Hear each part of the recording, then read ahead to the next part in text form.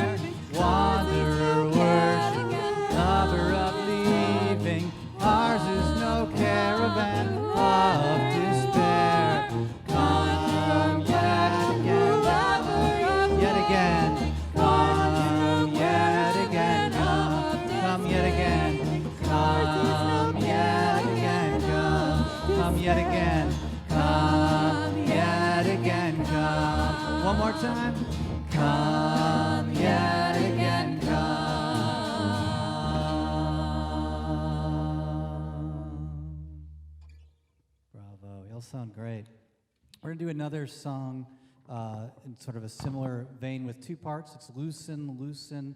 We're going to sing both parts together first, and then invite you to sing either one or join in on harmonies as feels good for you.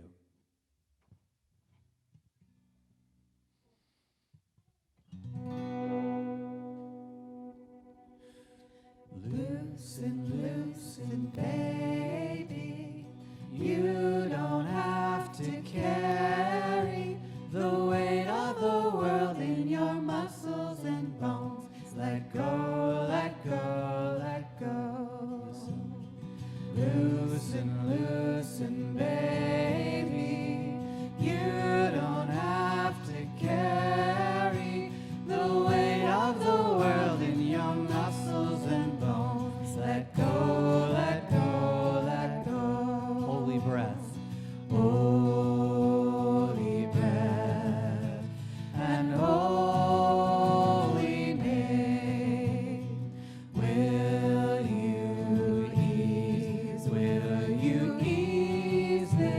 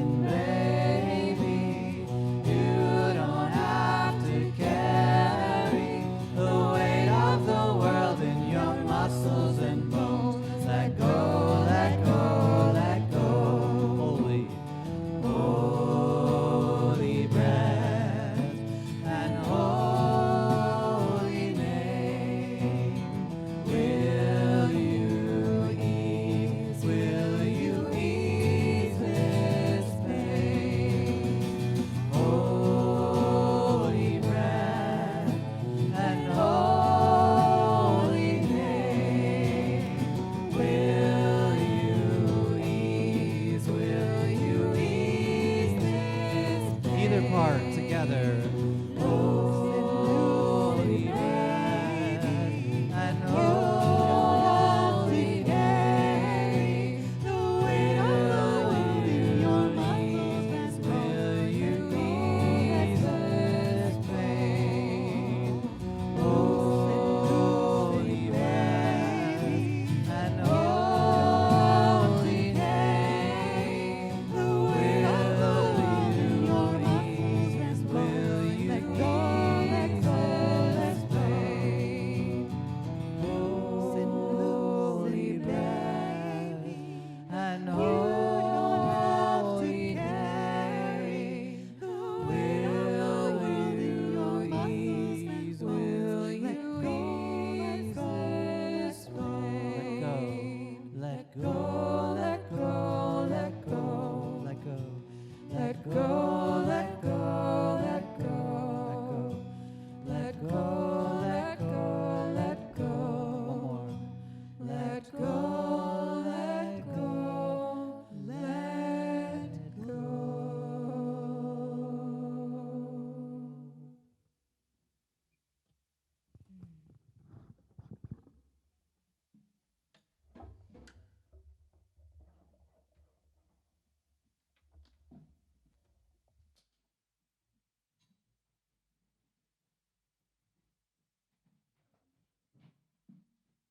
We will begin our service with our chalice lighting. And if you're at home, we invite you to light a candle if you wish, if you can do so safely. And as we arrive here, take a breath. Just honor the in and the out of the life force that brings you here today.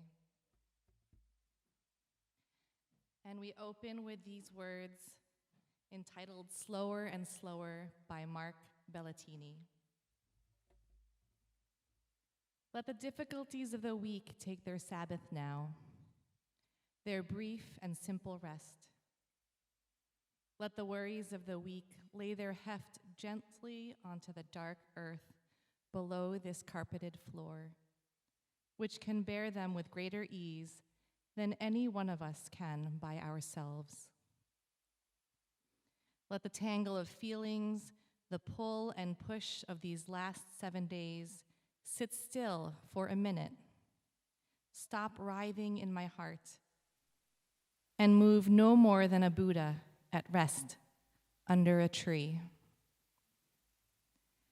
Let there be stillness in my heart for a moment, the balance point between breathing in and breathing out, like the pause of a dancer between movements in the music.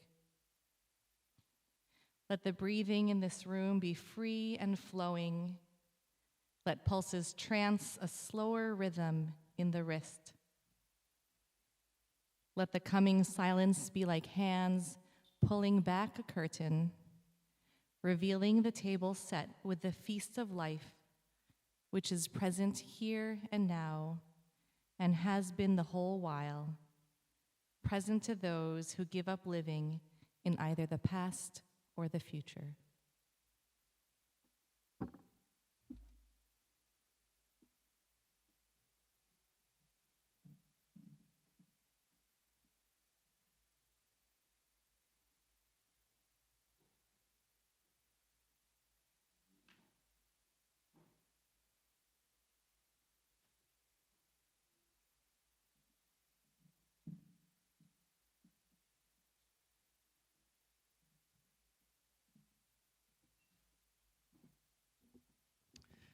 Well, welcome all to Sanctuary Boston, a community of vibrant worship and real connection. This evening, also a restful worship, as invitation to rest is our theme for this evening. My name is Matt, and I'm the Director of Community Life here at Sanctuary Boston. For those of you joining us online, we invite you to type into the chat where you're joining us from so we can see all of you connecting from a distance.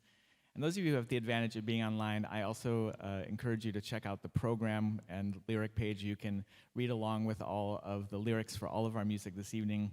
We also have a particularly long list of invitations and announcements this evening, so you all can peek ahead, those of you joining online, because there's so many good things coming up at Sanctuary.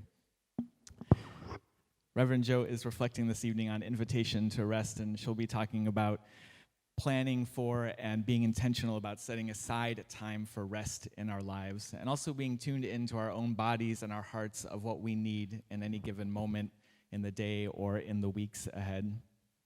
And by chance, I ended up just last night at a master class, a kind of like seminar on this very topic.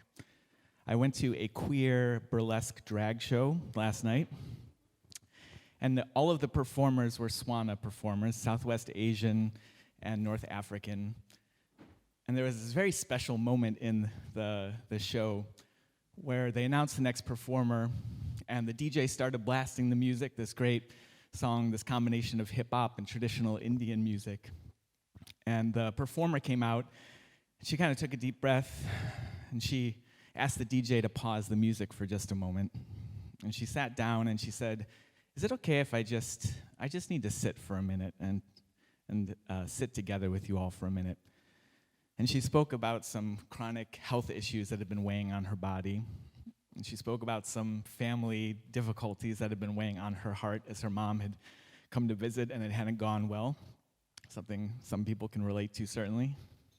And she said, I'm going to do the act, I'm going to do the dancing, but before that, can I just sing you a song? And she sang this, the song written in, I think, the 40s in India that has become, it's a ballad of justice. It's become an anthem of singing out against oppression. And with this voice that was hoarse from crying, she just sang beautifully. And when she got to the second verse, she forgot the words. And she said, anybody here know the song? Can you all, what's next? Can you all help me? And 2 or 3 other people in the audience who are Indian just started singing out the words. They were so excited to join and sing, and they started singing out the words in Hindi, I think. And she joined, and the 3 of them together sang the second verse, kind of lifting each other's voices up. And then she went on to do her dance and her act in incredible performance, and then led us in a revolutionary chant at the end. So I felt like we had started with like sacred prayer and song through the drag burlesque act all the way to like revolutionary chant at the end. And I left this bar last night thinking, someday when I grow up, I want to be as tuned into my body and the needs of my heart as this performer was. Kulfi John is her name. And I hope someday when I grow up, I can be as tuned into the needs of my community to just, in the moment, step aside from the program and create space for healing when we need it. Stop the show and take a moment for prayer if that's what we need. Sit down if that's what my body needs. And so I want to invite you all into that spirit this evening in our service, as we always do, but especially tonight, to take care of your hearts, to take care of your bodies. There's not a place in the program where we're going to lie down on the floor, but at any place in our worship gathering this evening, if that's what you need for your body, you can do that. There is a place in the program where we're going to do some dancing, but you can also do that anytime you need it. And if you need to go get some food, or those of you joining online, you need to be cooking some food and sitting down to dinner while you join us. Whatever you need to do to take care of your bodies, to sing out or to sit in silence, to stand up and dance or to lie on the floor, do what you need to do to take care of yourselves and take care of each other this evening. That's what we're practicing here as we create sanctuary for each other, learning how to do that so that we can do it in the rest of the week as well. With that, I'm going to invite Timothy, who is off-site, to lead us in our words of welcome, our words that acknowledge that this space is made sacred by you all who are gathered here. Thank you, Matt. That's so lovely. As we return to the words that we say every time we gather, pick the font words that work best for what your heart needs right now. And I hope you'll join me. Whether you go to church on Sunday morning or light candles on Friday nights, whether you've been hurt by religion, saved by it, or some of both, Whether you're brand new to spiritual community or a seasoned seeker, whoever you are, whatever you are, wherever you are on your journey, all together, we welcome you. And now is the moment to turn to your neighbor and say hello. Introduce yourself to someone new. Greet the camera, give us a wave, and folks online continue building community and saying hi in the chat.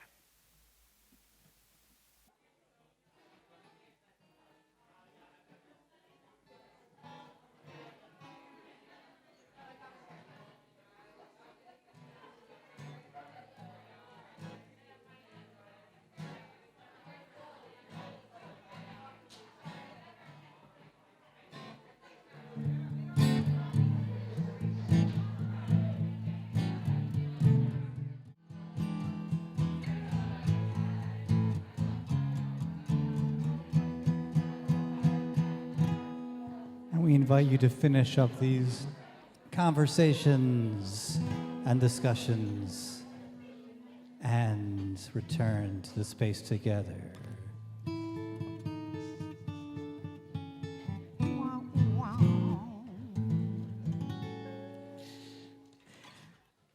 So I'm going to share a little bit about our next song, which I'm really glad to bring to Sanctuary.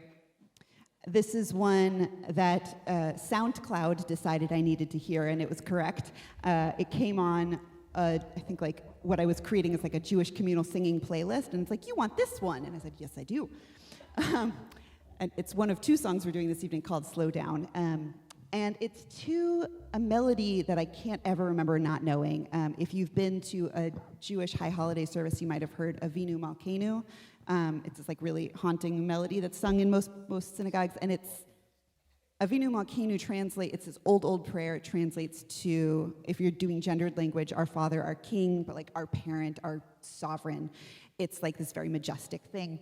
And Riv Shapiro wrote a response to that, like imagining the deity, or imagining a divine response to people crying out for mercy. And this is actually just, oh, child, slow down. Like, you don't need to figure it all out. And I have just sung this to myself so many times when I've needed it.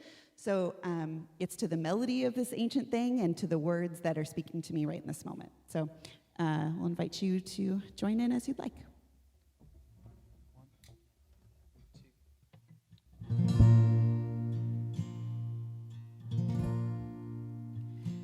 Slow down, child, slow down.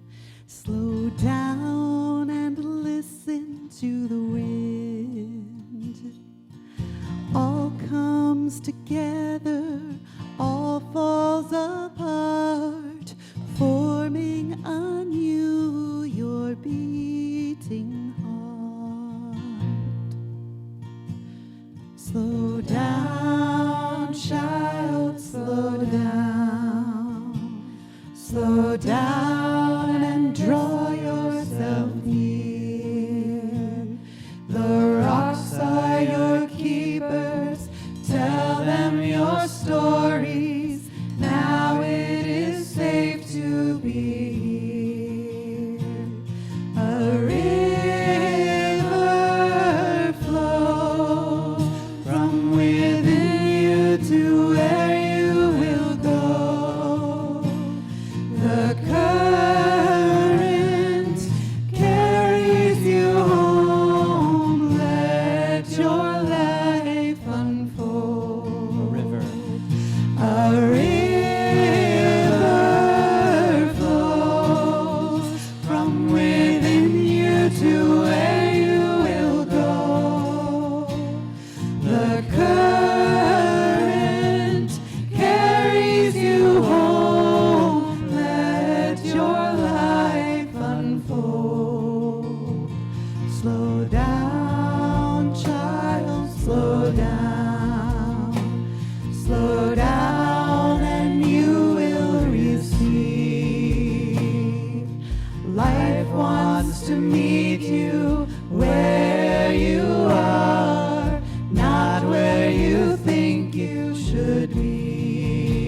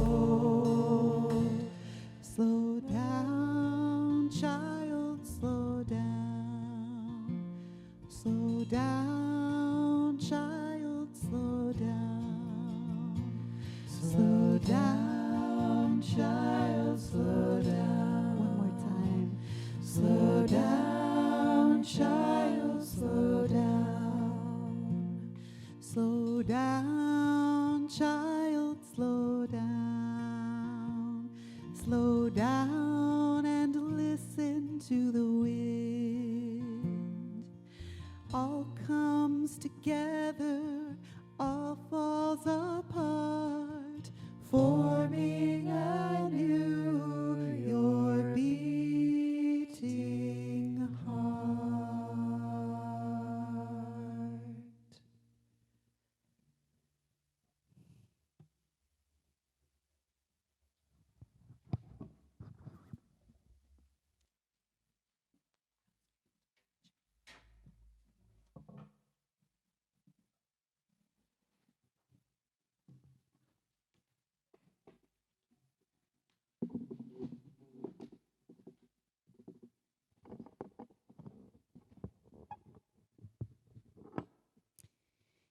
Situated here. One of the best parts of playing in the sanctuary band for me has often been just the rehearsals. That sometimes there's the first time we sing through something together, a really moving experience of it. And this song offered that for me. Just grateful for it.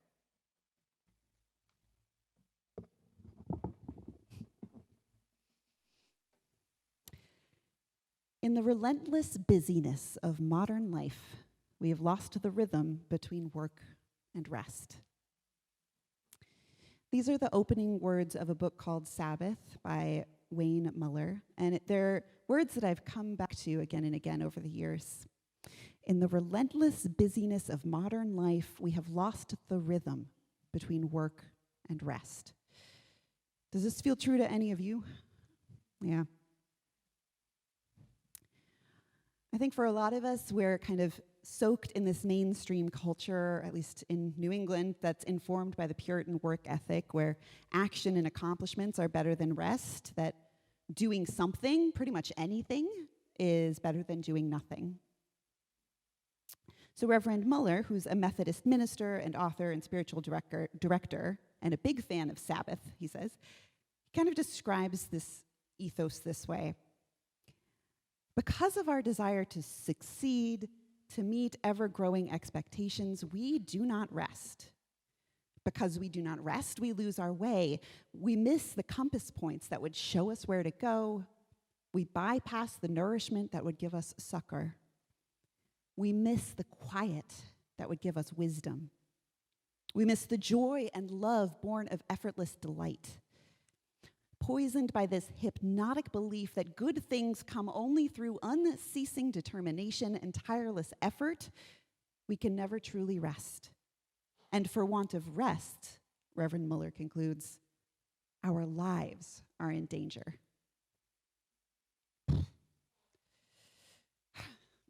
I know I've been feeling this way for quite a while now, not really knowing what to do with my rest time in a way that actually nourishes me. I live with chronic illnesses, and so I do have to physically rest pretty regularly if I want to function, but putting my feet up and watching a show or taking a nap doesn't always translate to a kind of spiritual nourishment. My soul might not feel any more rested, and so often I feel this nagging unease that I could be responding to emails that continue to pile up. I could be productive about cleaning my apartment. I mean, I feel unease that I could be doing a better job of resting. It's like, does that resonate with any of you, right? Can't even rest right. So I invite us all to consider an intentional practice of rest, a practice of taking Sabbath, a time specifically set apart for rest, renewal, and delight. The concept of Sabbath is thousands of years old, and I know it best from a Jewish perspective with the Hebrew word Shabbat.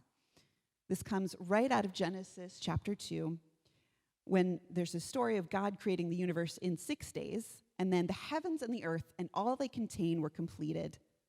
And on the seventh day, God finished doing the work of creation. And God blessed the seventh day and called it holy, because on it, God rested from all of the work of creation. God rested. The Hebrew uses the verb lashevet, which just means to sit down or to rest. God took a seat. and created a day of rest. The anglicized word Sabbath means the same thing, and I'll use them kind of interchangeably throughout here. In Jewish practice, this has come to mean setting aside the time from right before sundown on Friday evening to about an hour after sunset on Saturday night, these 25 hours or so as a time to rest. And many early Christian traditions kept this idea but shifted their observance of the Sabbath to Sundays with a similar understanding of it as a day for spiritual rest and prayer. Growing up deeply rooted in Jewish culture, I've experienced a whole bunch of different ways of observing Shabbat at different times in my life. Coming up on this 4-year mark of the pandemic, I'm remembering that was a time, especially toward the beginning, that a deepening Sabbath practice was really like a godsend for the pun, I apologize. But right soon as lockdown hit, I made a commitment to attend my synagogue Zoom Shabbat services every Friday night, right from the start of lockdown. I was so hungry for community and for tradition and something other than this anxious doom scrolling through Facebook that that was all of the first 6 months for me, I think. But from the time that service started on Friday night, it felt like an entryway into a different kind of time.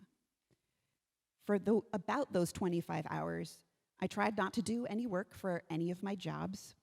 I wouldn't check the news. That was hard.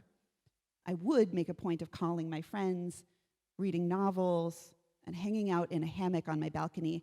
I actually went and purchased a hammock for the express purpose of delighting in during lockdown, and that was a good purchase. Highly recommend. I learned from that. And after a few weeks, taking this Shabbat time was really an anchor for me.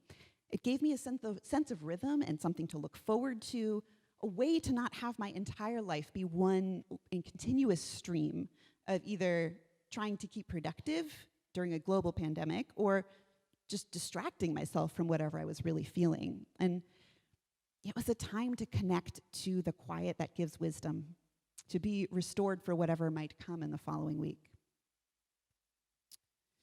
Over these past 4 years, this practice has been a part of my life more often than not, but certainly not successfully and every week and successful by whatever standards I set for myself.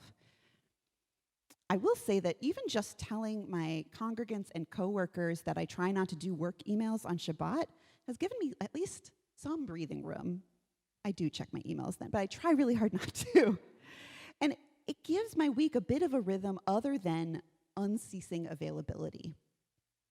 I remember at the ordination of Reverend Elizabeth Wynn, one of our Sanctuary Boston folks, she was charged to not be a quivering mass of availability. I want to practice that with my Sabbath, right? But as I prepared for this reflection, I realized that my Sabbath practice needs a tune-up right now. For me, right now, what I'm hungry for isn't just a break from work and productivity. It's something more like a deep nourishment and connection. I know that one-on-one time with friends does that for me, and so does adventuring to a museum or exploring some new town I haven't been to. But frankly, I get pretty lonely and out of whack when I haven't been to synagogue in a while.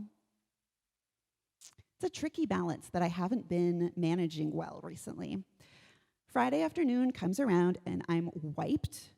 Maybe I've been working from home and I'm in my pajamas, or I'm just finishing up a whole bunch of emails and computer work for the congregation that I serve. The idea of getting dressed nicely and then piling me and Sully into the car and then driving to synagogue and looking for parking and being around a crowd of people, that just often makes me groan. And I've noticed that staying in feels easier, and I argue to myself that it's certainly restful to lay around at home. That's true. It is. So I haven't been going to Jewish community stuff all that often this winter. But Shabbat has started to feel kind of empty. Because while intentional solitude can be really restful for me, I do crave community and ritual and connection to tradition. So what do you crave? What rest do you want to invite into your life? What might a Sabbath practice look like for you? As I reflect on this, I invite us here into kind of a recipe for Sabbath. When I was in seminary, when I transferred to Andover Newton from Hebrew College, it blew my Jewish little mind when one of my Christian professors, Reverend Brita Gill Ostern, told me that you could have Sabbath time any day. It didn't need to be on those special holy days, as long as you intentionally carve out some time for it. And it's just, that still messes with my head, and I love it. It's a spiritual technology that any of us can use. Doesn't even need to be a full day, but it should be at least a few hours, enough that you might feel renewed, or maybe even enough to feel bored, and experience that for a bit. And then the next step is to figure out what will make that time feel special, might make it feel holy. So set yourself some parameters for this time, what you consciously will and won't do. Judaism has evolved a whole host of rules over the centuries about what's considered work. Not handling money, not conducting business, and in more observant communities, not using electricity, or cooking, or writing, or using the phone, or driving, or a whole bunch more. But there's also, it's not just the things you don't do, it's also adding in important practices that are meant to increase joy. Having festive meals with family and loved ones, singing, communal ritual and prayer, special time with a partner, time for reading and learning. And all of this is because we're choosing to use our time differently. And by setting clear boundaries around this time, we can create a container for delight. So what might ceasing from work and delighting in this time look like for you? What are the things that you would want to abstain from for whatever period of time that you set aside? Could it be checking work email, online shopping, not using specific apps on your phone that you might mindlessly turn to, or just not planning for the next thing? I'm going to invite us into a little bit of a time to actually brainstorm this for yourself. Underneath your chairs, for those here in person, there's some paper. There's also some pens up here if you don't already have one. I want to invite you to figure this out for yourself if you'd like. I'll invite you to get up and get pens if you want, but just let me give an invitation here. Sorry, I lost this here. So if you were to set aside some time for Sabbath, for a couple hours, for a day, whatever that is, what would you refrain from doing? What would you say no to? What kind of work would you not do? Okay. We're going to give us a few moments to just write. You won't be asked to read this to anybody. Those of you online, you're welcome to just write on a piece of paper. You're welcome to put it in the chat if you want. We won't read it aloud here. Take a few moments. What would you want to step away from for your Sabbath practice? Mark David, would you noodle for a few? Thank you.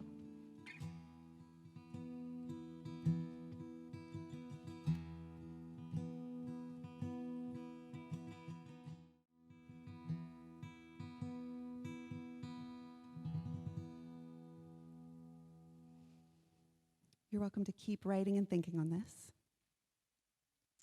But I want to also invite in those practices that bring us joy and delight. It's not just no's. So for you, this is for you. What would you consciously want to engage in? What do you want to seek out during this Sabbath time? What would bring you feelings of renewal or connection? Maybe a spiritual practice in the most traditional sense, like meditation or prayer. Maybe being out in nature, reading poetry or a novel, listening to a spiritual podcast, being with your family in a particular way, reaching out to loved ones. Go ahead and brainstorm. It might help if you think about this as like a little retreat that you set for yourself. We'll take a few more moments to write, and again, online, write in the chat or on your own.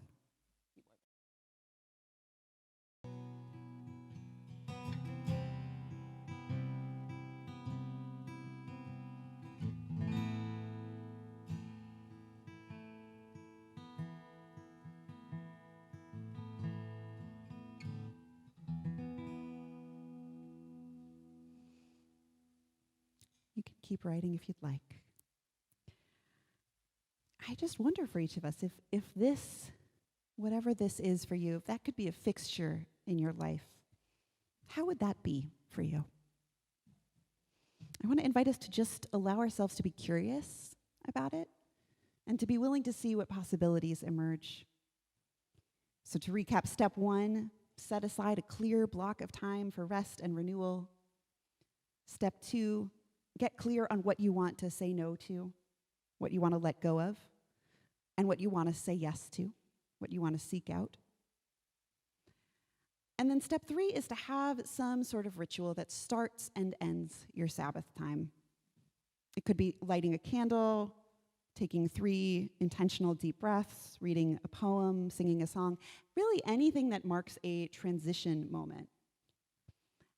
And not only do you want to signal to your brain and to your heart, and maybe to the people around you, that this time has begun, this new kind of time, you want to make sure you signal its end too. This is one I'm not consistent at, and I think it makes a big difference.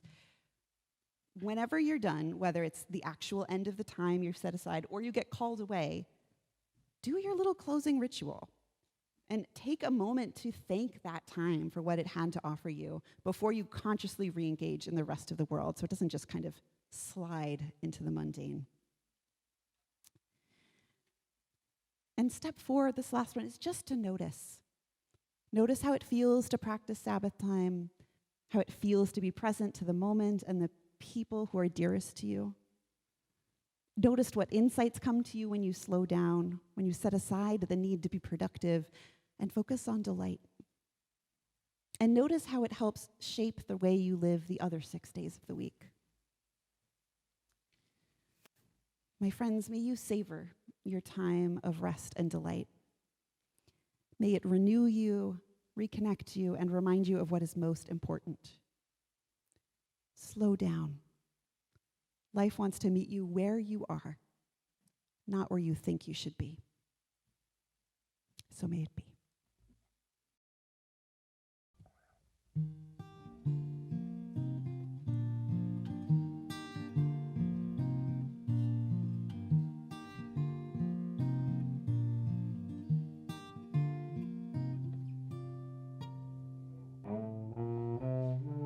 Slow down, you move too fast. You got to make the morning last. Just kicking down the cobblestones, looking for fun and feeling groovy. Ba-da-da-da-da-da, feeling groovy.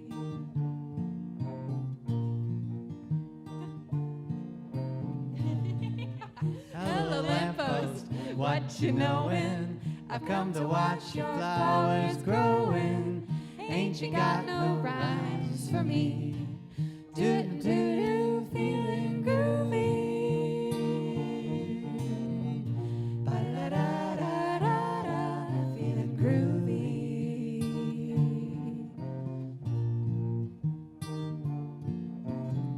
I got no deeds to do, no promises to keep. I'm dappled and drowsy and ready to sleep. Let the morning touch drop all its petals on me. Life, I love you, all is groovy.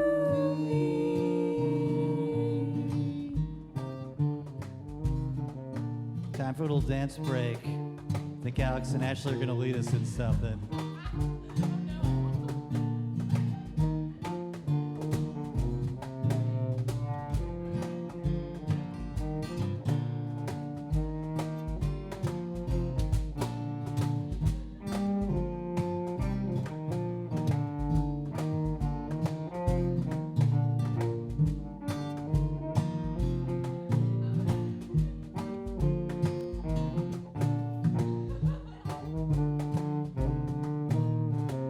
Slow down, you move too fast.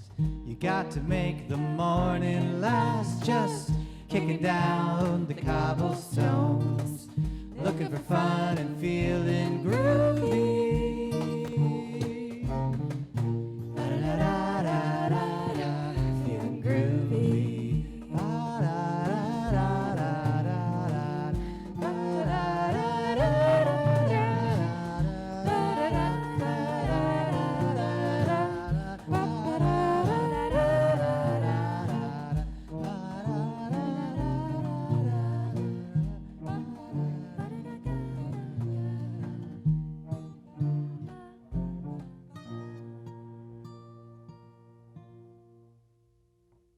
thank you so much for that reflection.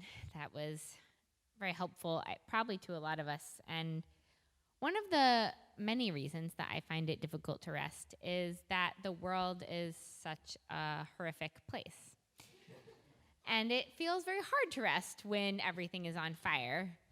And so I'm going to give you an opportunity right now to give some money to an organization that's doing good things.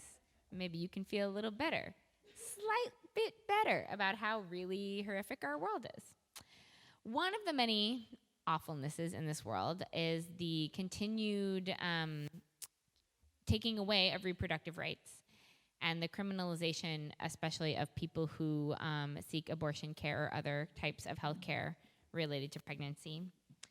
So this evening's offering is going to be shared with the Yellow Hammer Fund, and they are an abortion advocacy and reproductive justice organization. You can rest like that after you co-weave a repro justice future. That's right. So let's do it. They serve Alabama, Mississippi, and the Deep South. And so we specifically wanted to direct our funds to that area, given recent laws that have been passed. And so they are a holistic reproductive justice organization. They say on their website that reproductive justice means supporting all pregnancy outcomes and ensuring that our neighbors are never in need. And they focus on things from abortion access and support for those who need those services to everything from clean water to equitable education to suitable housing and community spaces. So I hope you'll join in giving to this organization as you help sustain Sanctuary this evening. You can give by using the links in the chat box if you're online, or you can find us on Venmo at Sanctuary Boston. And also, if you've written a joy or sorrow on one of our cards, we will collect that during this offering music.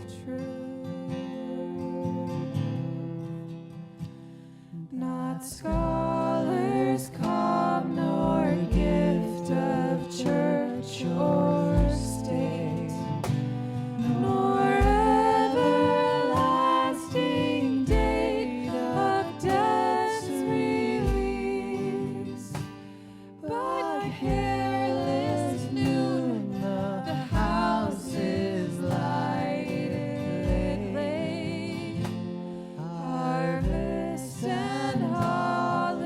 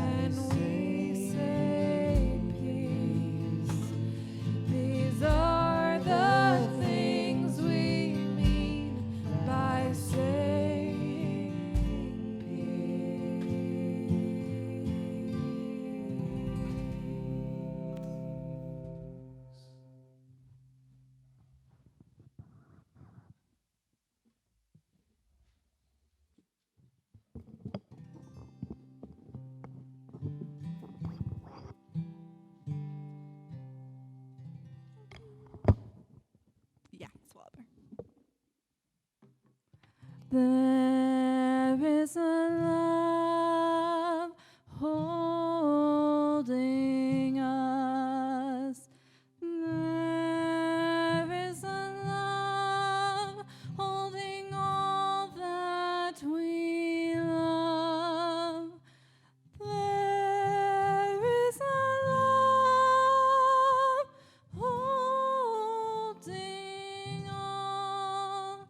We rest in this love.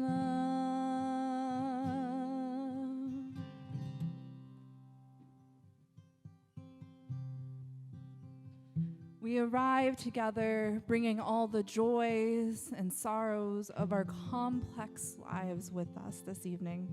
Some of us arrive here wrestling difficult things, feeling the pain of a broken world around us and within us. Some of us arrive full of blessings, brimming with gratitude. From those in person,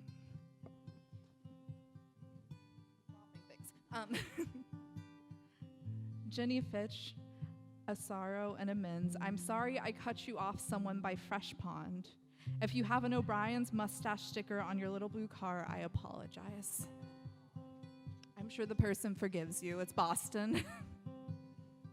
From Chris, my uncle passed away last week, and I found out the morning of my birthday, holding a whole range of feelings, including care for my dad, his brothers, and gratitude for friends who showed up for me in unexpected ways. We hold you in this loss.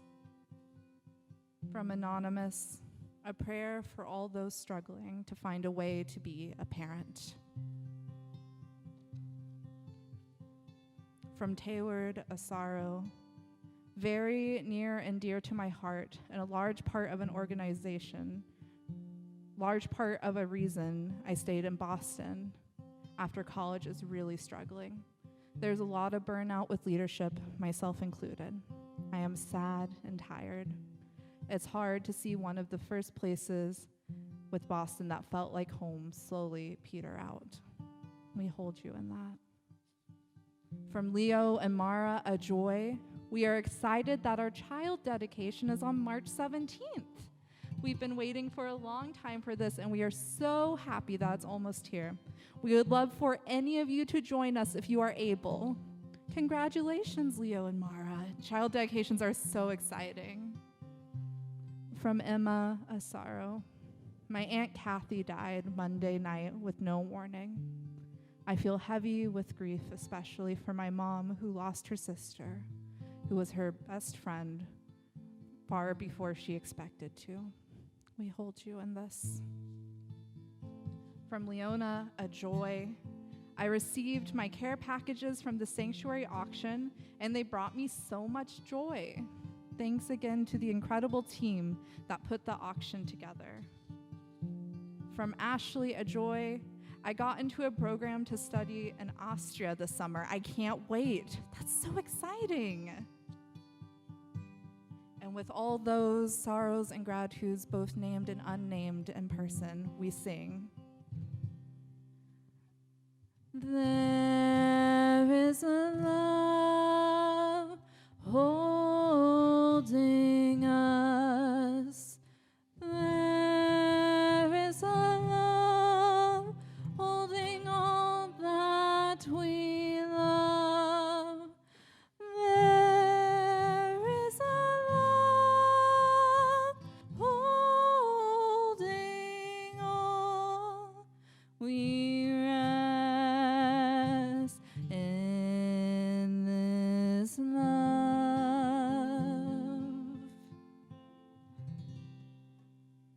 We now invite those of you joining online to share any joys and sorrows you're carrying with you in the chat box. I'll share them out loud here from the mic. If you'd like to keep it anonymous, please message me directly. I am Rhea, that is spelled R-H-E-A, parentheses, joys and sorrows. That is Rhea, R-H-E-A, parentheses, joys and sorrow. From Timothy, grateful for caring and intentional colleagues helping me with connection and discernment. From Eve, I am grateful for my family and friends. Eric visited for a week, and we went to a Red Sox game, saw great streaming movies Eric chose, ate too much good food, plus a lot more. I loved seeing him and hope he visits again soon. From Anonymous, my friend's husband has a CAT scan this week, and I'm hoping the results turn out okay. From Camilla, happy to spending time away from my home with my mother and her partner. From Anonymous, the house across the street from me burned down about a week ago. 2 families were made homeless by the fire. I don't know them or how to contact them, and I am so worried. From Beth, a friend passed suddenly this week, much too young, praying for her 2 little girls, their friends and family. From Kendra, a sorrow, concern for a friend in Ghana at a time of anti-LGBT laws, feeling that whatever I or anyone can do will be too little, too late. From Lurleen, I am having a lung biopsy tomorrow. Pretty nervous. I hope it goes well. From Anonymous, a sorrow at the passing of my grad school mentor, a caring and compassionate person, grateful that he now is at peace after living with Parkinson for 10 years. A joy from Hannah, my cousin who has been hospitalized after a fall in pneumonia, is doing better and is heading forward towards a rehab for speech OT and PT.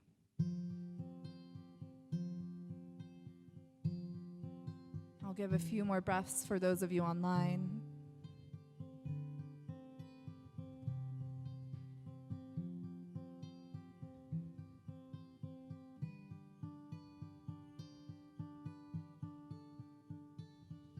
For all the joys and sorrows, both shared and not shared, we sing. There is a love holding us. There is a love holding all that we love. There is a love holding all. We rest in this love.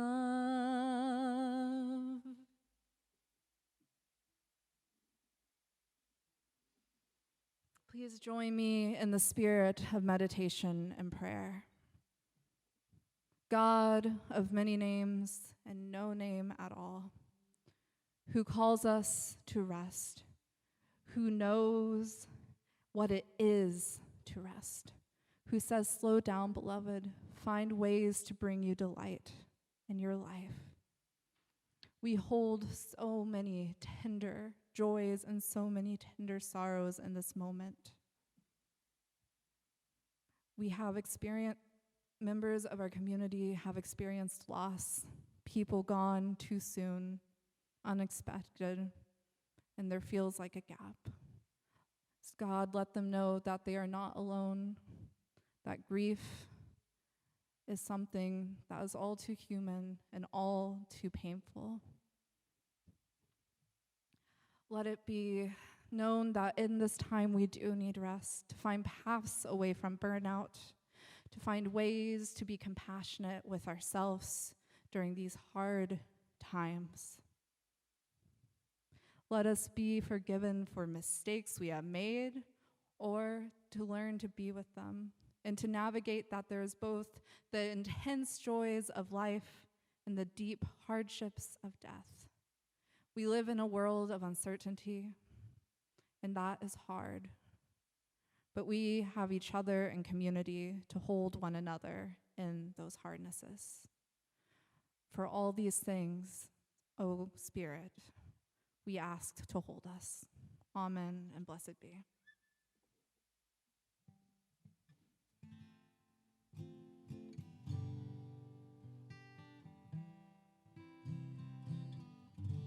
Make us aware we are a sanctuary. each made holy and loved right through with thanksgiving.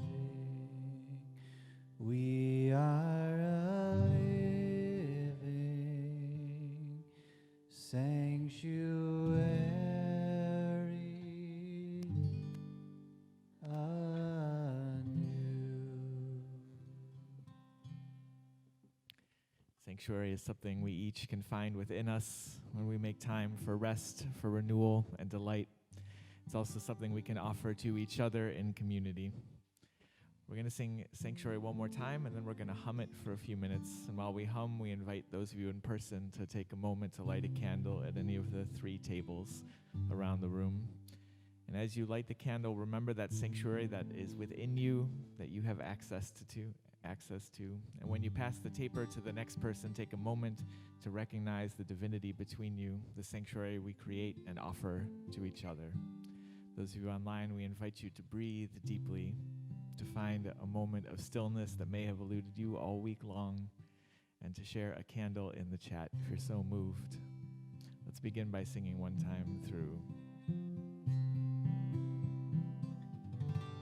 Make us aware we are a sanctuary, each made holy and loved right through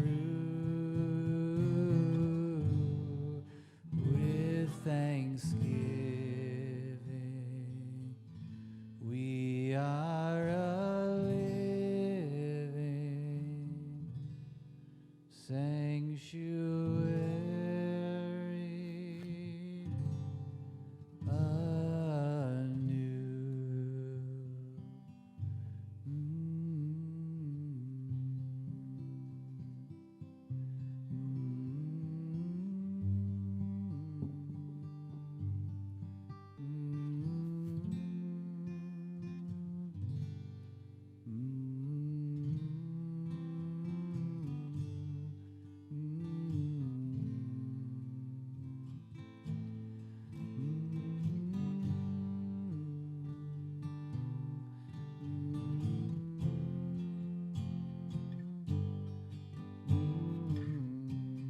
Make us aware.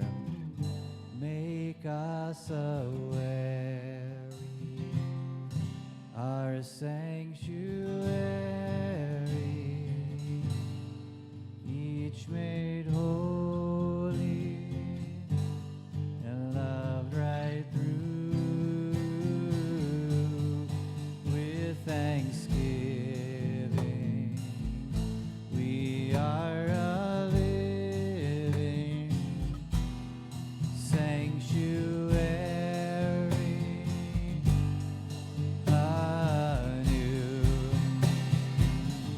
Make us aware we are a sanctuary, each made holy and loved right through with thanksgiving.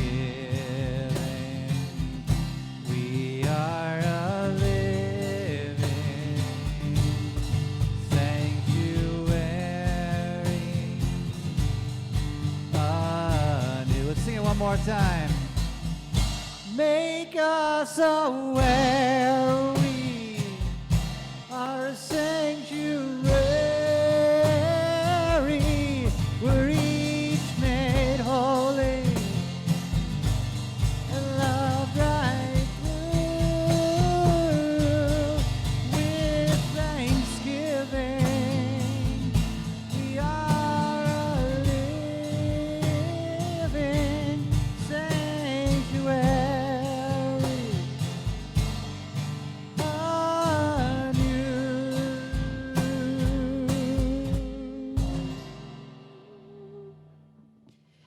Beloveds, the work might never be done, but it's okay to rest. What might be possible for you if you create a container for delight in your days? What might grow out of the quiet, of the connection, of the tradition and the rootedness that you so crave? And how might you want to share that with the world? If you're so moved to share that with a buddy here from Sanctuary and check in with each other. How's it going? How's your practice going? I encourage that. However you go tonight, go knowing that you are worthy of rest.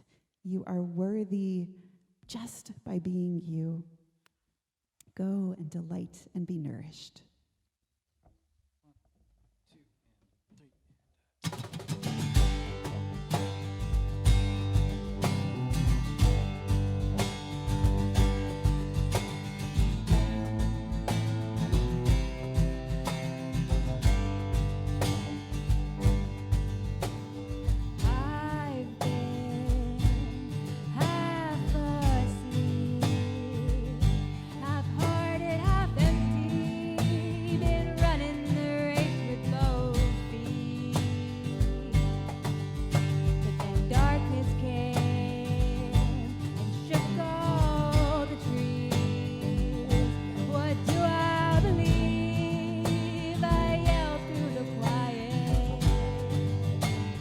Let's all sing that. I've been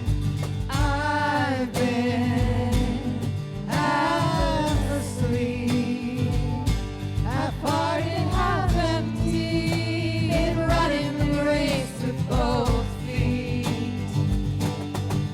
But then darkness came and shook all the trees. What do I believe? I yelled through the quiet.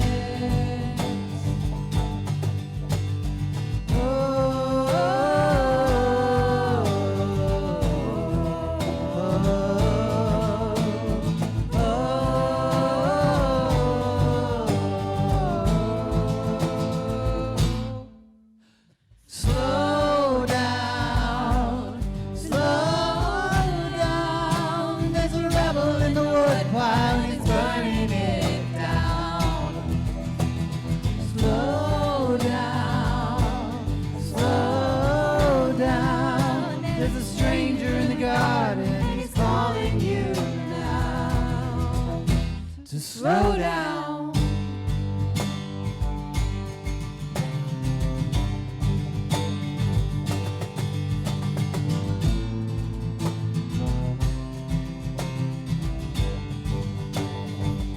Slow down. Slow down. Slow down. There's a rebel in the woodpile and he's burning it down.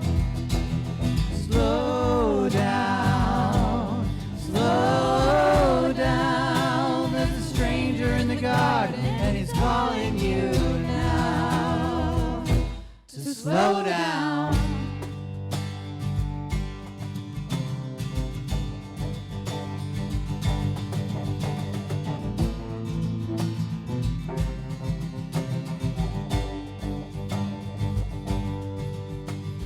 Spend my night in a room by the sea.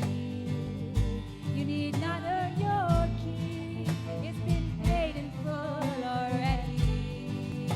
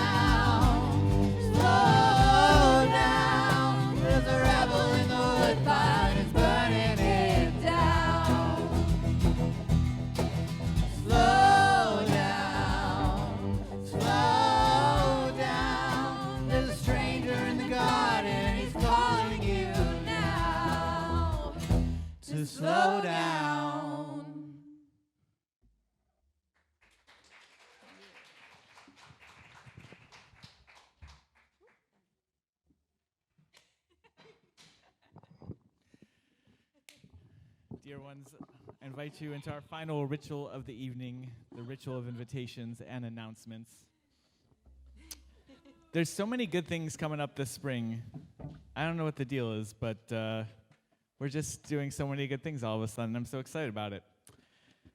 Number one, our next worship is in 2 weeks on March 20th. But before then, on the second Wednesday of this month, we're doing a special gathering. March 11th, 4 years ago, was the day that COVID was declared a global pandemic. And boo, yes, yes. This is the time for heckling. You suck, COVID. I was surprised a year ago, and I've been kind of surprised ever since then at how few opportunities there have been to process this collective trauma, to share the stories of things changing so quickly and then changing quickly again and again.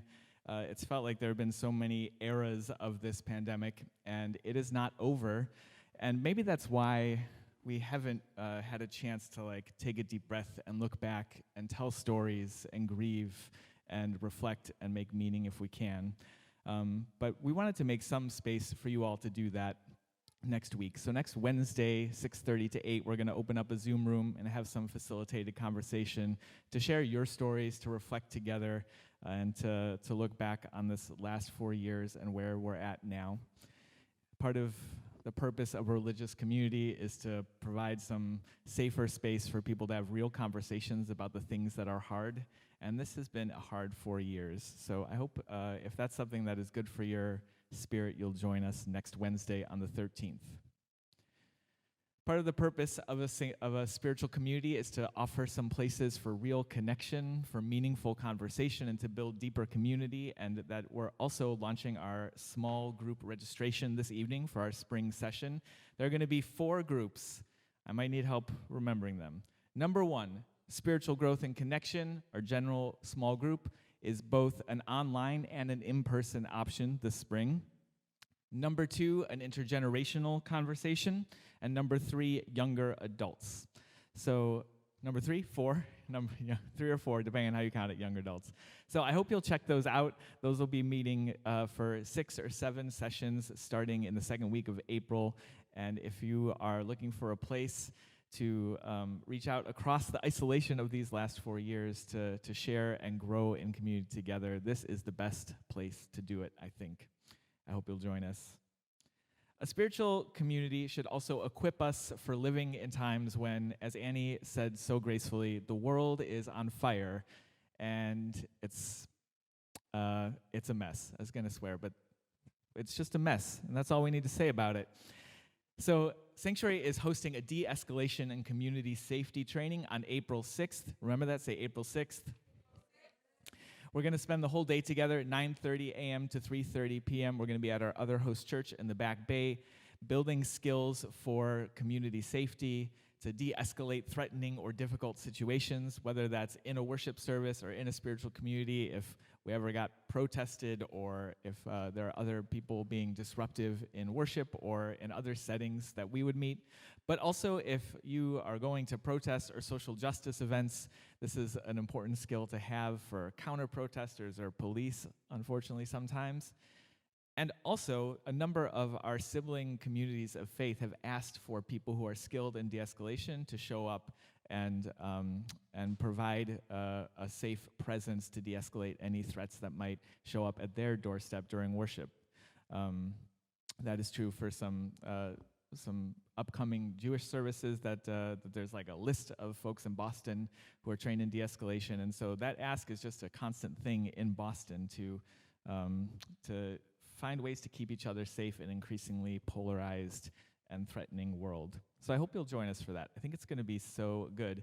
And we have we have like a dream team of trainers. Claire Carl from UU Mass Action is a total badass and has done a lot of marshaling and de-escalation at protests. We also have Simona Lang from from Kavod Jewish Social Justice Community, who's done a whole lot of community safety training, and also our own Reverend Annie Gonzalez. And so it's just going to be so freaking good. Lastly, almost lastly, is the spring retreat. Registration is open, and we're already a third of the way to being full, Registration opened on Monday, so hurry up and get your tickets, by which I mean fill out the form, and I hope you can join us April 26th to 28th. We will be back at Packard Manse in Stoughton, and it's going to be a lovely gathering, perhaps a Sabbath for many of us to rest and sing and cook and share meals and long conversations together. And lastly, a spiritual community should not only equip you with skills for keeping each other safe and spiritual practice and opportunities for real connection, but it also should keep you looking good. And have I got some good news for you, which is that we have some new Sanctuary shirts. Yes, long-awaited shirts. We made shirts in our first year, 11 years ago, and ever since about 8 years ago, people have been saying, we should make some more shirts again. And now it's happened. So thank you to Becca Mayfield and Ryan Shepard for making these shirts. And you can go and order your shirt. They're on a sliding scale from $10 to $45. We're doing this the hard way. We could just give you the link to the site where you can buy them for the amount that the site sells them for, but that is not the Sanctuary way. That would be too easy. And it would also be too much of everybody paying the same price, which is not how income inequality works in our society. So we're going to buy all the shirts in bulk after you've ordered them, and that allows us to have you buy them on a sliding scale. So you can buy them for $10 to $45, whatever works for you. We've 3 colors, black, purple, and maroon. Looks pretty sexy, right? So you don't want to be the only person to show up at worship in May and not be looking good with a candle on your back. That's it. That's the last of the announcements. Dear ones, I look forward to joining you for our next worship in 2 weeks and all of these other wonderful opportunities to gather, to join on our spiritual paths and build community and make justice and rest together, all of the things. May you go and be blessed as you are a blessing to others. Go in love and go in peace.